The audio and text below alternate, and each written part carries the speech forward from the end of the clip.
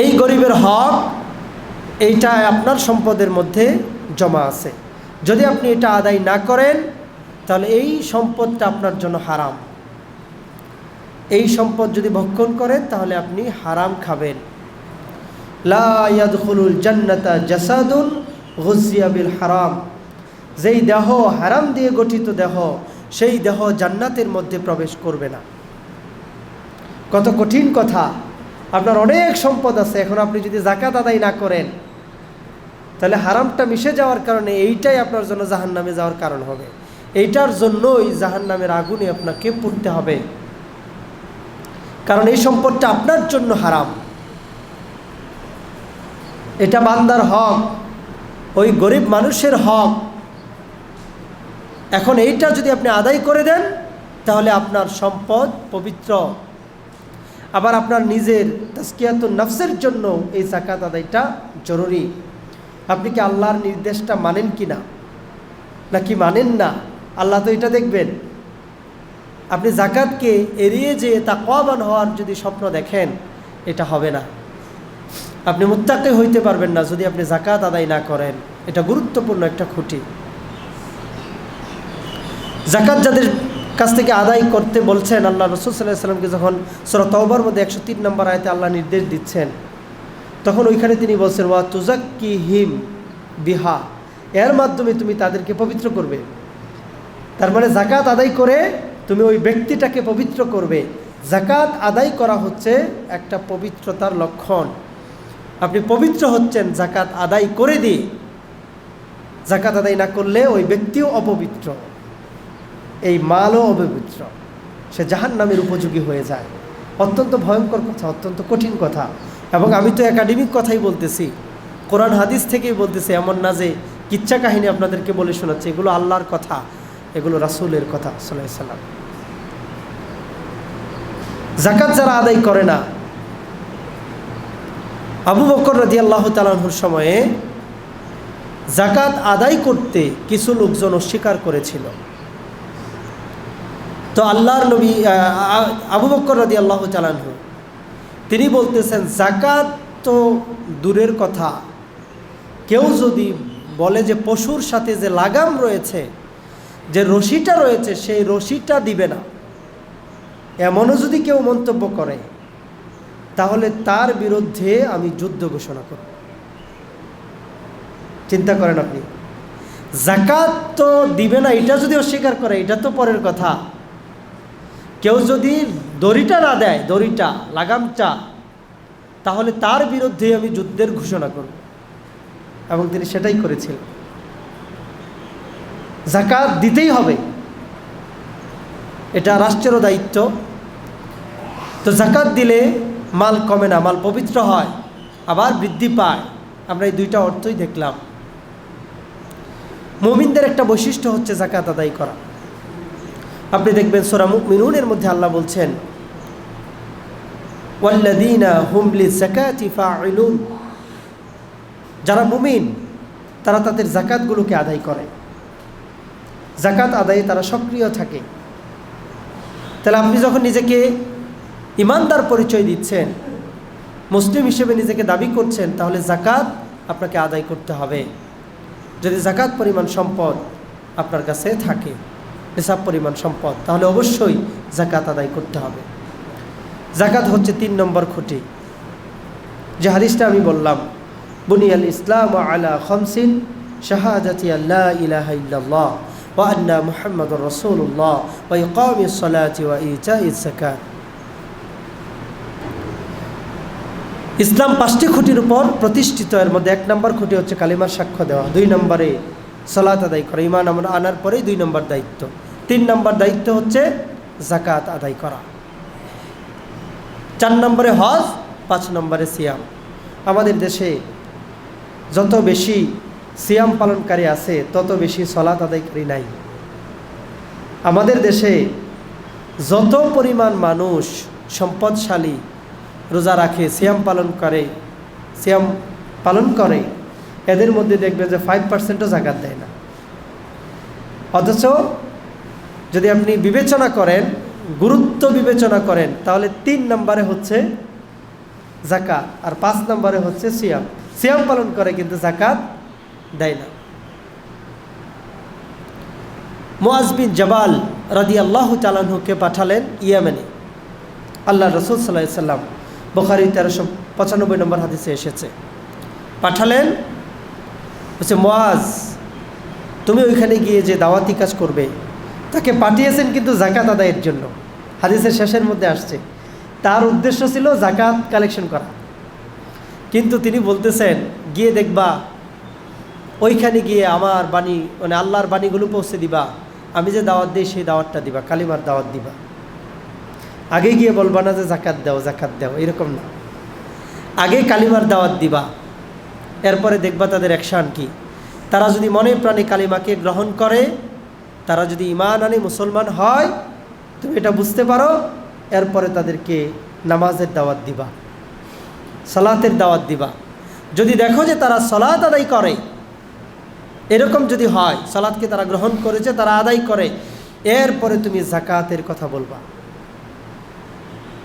জাকাতের কথা শুরুতেই না, জাকাতের কথা 3 নম্বরে। তো এইভাবে যে আল্লাহ রাসূল সাল্লাল্লাহু আলাইহি ওয়াসাল্লাম সাজিয়েছেন, ঈমান নাই জাকাত দিলে কোনো লাভ নাই, ঈমান নাই নামাজ পড়লে কোনো লাভ নাই, ঈমান আছে নামাজ পড়ে না, তাহলে তাকে প্রশ্নের মুখোমুখি হতে হবে। নামাজ পড়ে না জাকাত দেয়, তারও তেমন লাভ নাই। নামাজ পড়ে না রোজা রাখে, লাভ নাই। নামাজ পড়ে না অন্য আমলগুলো করে, লাভ নাই। আবার জাকাত না দিলে এটার প্রশ্নের মুখোমুখি হতে হবে আরও বেশি, কারণ জাকাতের মধ্যে রয়েছে বান্দার হক। বান্দার হক নষ্ট করে কেউ জান্নাতে যাবে এরকম কল্পনা করে কোনো লাভ নাই। হজ আল্লাহর হক, সিয়াম আল্লাহর হক, মাফ নেওয়া বড় সহজ। আল্লাহ দয়ালু, আল্লাহ মেহেরবান, আল্লাহর কাছে তওবা করলেই আল্লাহ কবুল করেন। কিন্তু আপনি যখন বান্দার হক নষ্ট করেছেন, তখন এইটা কিন্তু অত্যন্ত ভয়ঙ্কর হয়ে যাবে। অতএব জাকাত আদায় করতে হবে, এটা হচ্ছে 3 নম্বর খুঁটি। আপনি যদি খেয়াল করেন, জাকাত আদায়ের যে গুরুত্ব বর্ণনা করা হয়েছে, জাকাত হচ্ছে সেতু বন্ধন, ধনী এবং দারিদ্র্যের মধ্যে, গরিব মানুষের মধ্যে এটা একটা সেতু বন্ধন তৈরি করে। ইসলাম কখনোই চায় না পৃথিবীর এক শ্রেণীর মানুষ তারা আকাশচুম্বী বড়লোক হয়ে যাক, ধনী হয়ে যাক, আর এক শ্রেণীর মানুষ গরিব হতে হতে মাটির সাথে মিশে যাক। এটা আল্লাহ চান না। আল্লাহ চান একটা ব্যালেন্স রক্ষা করে চলুক। এই কারণে ধনীরা দরিদ্রদেরকে জাকাত দিবে। জাকাত যদি আদায় করা হতো, তাহলে সমাজের মধ্যে অনেক কর্মকাণ্ড বন্ধ হয়ে যেত, অনেক খারাপ কাজ, চুরি ডাকাতি ছিনতাই, এগুলো বন্ধ হয়ে যেত জাকাত ব্যবস্থার মাধ্যমে। আপনি দেখবেন শেখ আহমদুল্লাহ জাকাত নিয়ে কাজ করেন, আসুন্নাহ ফাউন্ডেশন, এটা উদাহরণ দেওয়ার জন্য বলেছি। শেখ আহমদুল্লাহ কাজ করেন, তিনি 1.5 কোটি টাকা বিনিয়োগ করেছেন কিছু বেকারের জন্য। 1.5 কোটি টাকা তিনি বিনিয়োগ করেছেন, এদেরকে প্রশিক্ষণ দিয়েছেন, উদ্যোক্তা হিসেবে তৈরি করেছেন। তারা যে কাজ করে 6 কোটি টাকা প্রফিট নিয়ে এসেছে। এটা তো ইনস্ট্যান্ট, মানে কয়েকদিনের ঘটনা, কয়েক মাসের ঘটনা। আপনি যদি জাকাতটাকে এভাবে সুন্দরভাবে কাজে লাগাতে পারতেন,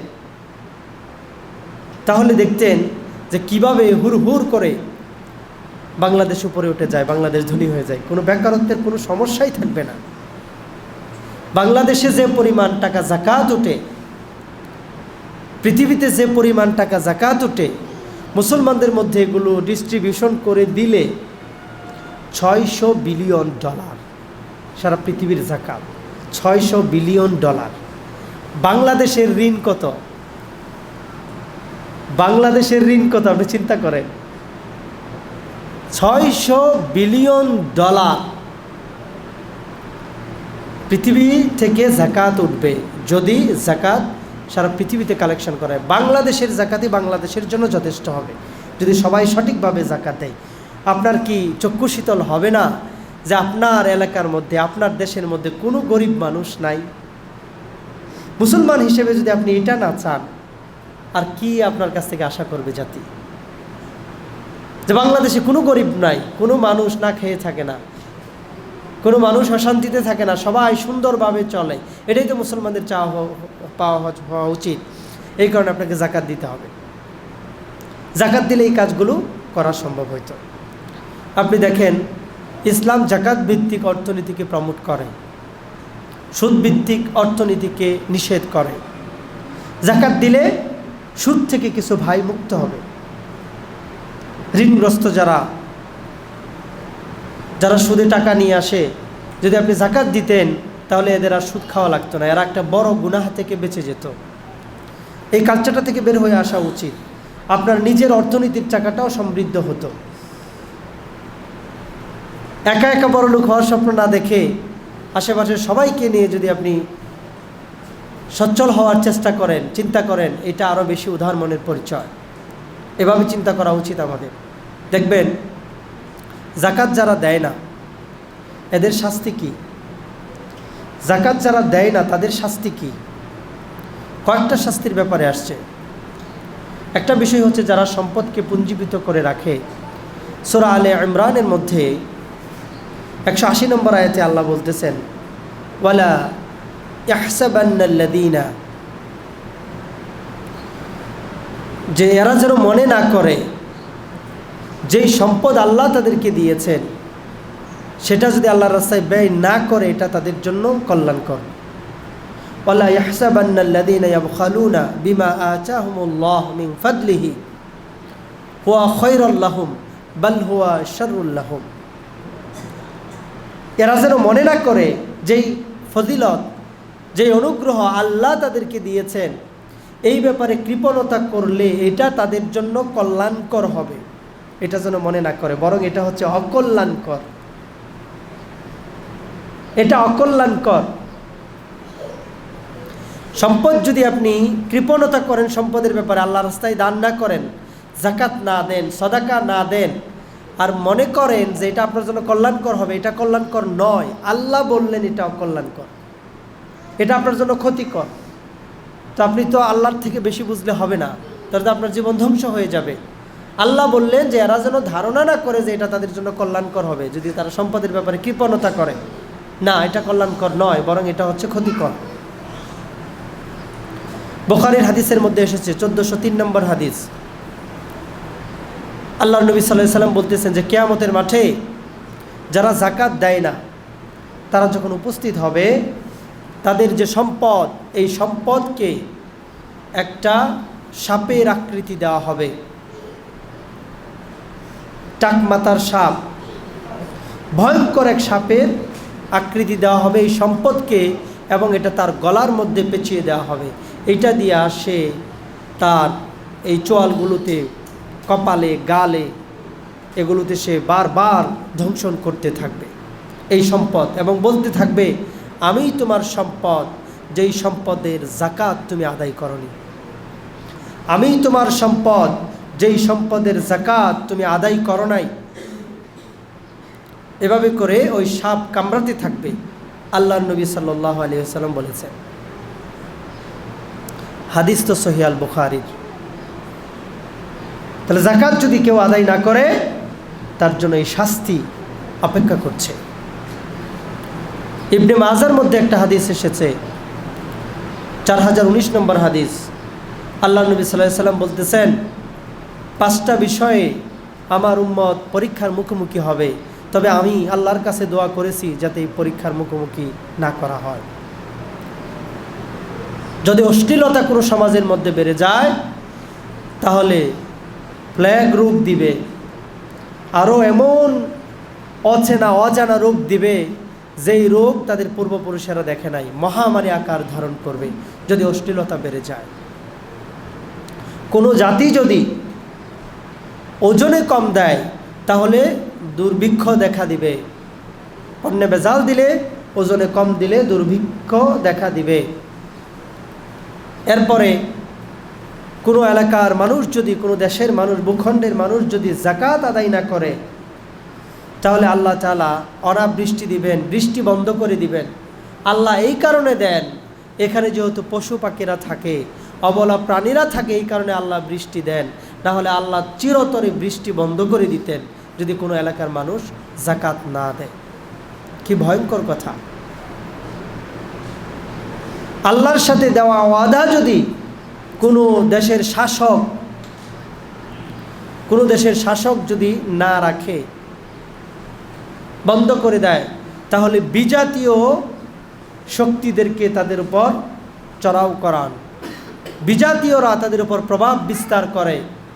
এই কারণে আমাদের মুসলিম দেশগুলোর শাসক যারা আছেন, তারা যদি আল্লাহর দিকে ফিরে না আসে, কৃত ওয়াদা যদি রক্ষা না করে, তাহলে বিজাতীয়রা তাদের উপর রাজত্ব করবে।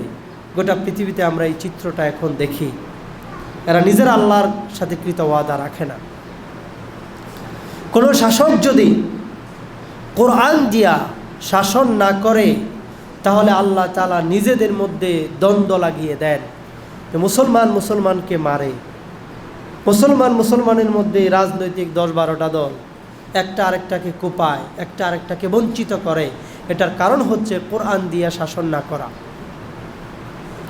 3 নম্বর পয়েন্ট যেটা বলেছিলাম, যে যাকাত আদায় না করলে আল্লাহ তাআলা অনাবৃষ্টি দেন, বরকত নষ্ট হয়ে যায়। সূরা তাওবার মধ্যে 34 এবং 35 নম্বর আয়াতে আল্লাহ সুবহানাহু ওয়া তাআলা বলতেছেন, যাকাত যারা দেয় না, ওয়াল্লাযীনা ইয়াকনিজুনা আয-যাহাবা ওয়াল ফিদ্দাতা ওয়ালা ইউনফিকুনাহা ফি সাবিলিল্লাহ ওয়াবাশশিরহুম বিআযাবিন আলীম। যেই ব্যক্তিগুলো সম্পদকে পঞ্জীভূত করে রাখে, স্বর্ণরূপ্য পুঞ্জীভূত করে রাখে, যাকাত আদায় করে না, আল্লাহর রাস্তায় খরচ করে না, এদেরকে তুমি কঠিন আযাবের সুসংবাদ দাও। সুসংবাদ বলা হয়েছে এই কারণে যে এটাকে আরো ভয়ঙ্করভাবে বোঝানোর জন্য। দেখবেন যে আমাদের সমাজের মধ্যে অনেক সময় বলে যে আজকে মজা দেখাবো। মা বাবারা যখন শাসন করে সন্তানকে, আজকে মজা টের পাবি, মজা টের পাবে না, আসলে মার দেওয়ার কথা বলতেছে, এটা করলে মজা টের পাবি। আল্লাহ সুবহানাহু ওয়া তাআলা এই কথা যখন বলতেছেন, কঠিন আযাবের সুসংবাদ দাও, এর অর্থ হইল এই আযাবটা আরো বেশি কঠিন হবে, এই আযাবটা আরো বেশি যন্ত্রণাদায়ক হবে। ইয়াউমা ইউহমা আলাইহা ফি নারি জাহান্নামা ফাতুকবা বিহা জিবাহুহুম ওয়া জুনুবুহুম ওয়া যুহুরুহুম হাযা মা কানাসতুম লিআনফুসিকুম ফাযুকু মা কুনতুম তাকনিযুন। যেই যাকাত আদায় করে না এমন যে স্বর্ণরূপা আছে, সম্পদগুলো আছে, এগুলোকে জাহান্নামের আগুনের মধ্যে পোড়ানো হবে। এই সম্পদগুলোকে পোড়ানো হবে, উত্তপ্ত করা হবে, এবং এই সম্পদগুলো দিয়ে তাদের কপালের মধ্যে, তাদের পিঠের মধ্যে, তাদের পার্শ্বদেশের মধ্যে ছেঁকা দেওয়া হবে। এবং এগুলো বলতে থাকবে যে এই যে তোমার সম্পদ, যেই সম্পদের যাকাত তুমি আদায় করো নাই, এটাই আজকে তোমার শাস্তি, তুমি ওই শাস্তিকে আস্বাদন করো। যারা যাকাত আদায় করবে না, এত ভয়ঙ্কর শাস্তি তাদেরকে দেওয়া হবে। এই স্বর্ণরূপগুলি, এই লোহা গলায় যদি একটা ছেঁকা দেওয়া হয় কেমন লাগবে? লোহা শেখায়া যদি কপালের মধ্যে, পিঠের মধ্যে, ওই ইয়ার মধ্যে লাগিয়ে দেওয়া হয় পার্শ্বদেশে, তাহলে অবস্থাটা কী হবে চিন্তা করেন। স্বর্ণ গলালে, রূপা গলালে এগুলো আরও ভয়ঙ্কর হয়। তো এগুলোর যখন ছেঁকা দেওয়া হবে, আরও সম্পদ, এগুলোকে যখন আগুনের মধ্যে পুড়িয়ে এগুলো দিয়ে ছেঁকা দেওয়া হবে শরীরের মধ্যে, তখন কেমনটা লাগবে এবার বুঝেন। তাহলে যাকাত আদায় করতেই হবে, যাকাত আদায় করতেই হবে। ইয়া আইয়ুহাল্লাযীনা আমানু উদখুলু ফিস-সিলমি কাফা। হে ঈমানদারেরা, তোমরা ইসলামের মধ্যে প্রবেশ করো পরিপূর্ণভাবে। এখন আপনি নামাজ মানেন, রোজা মানেন, হজও মানেন, কিন্তু যাকাত দেওয়ার সময় আপনি কৃপণতা করেন।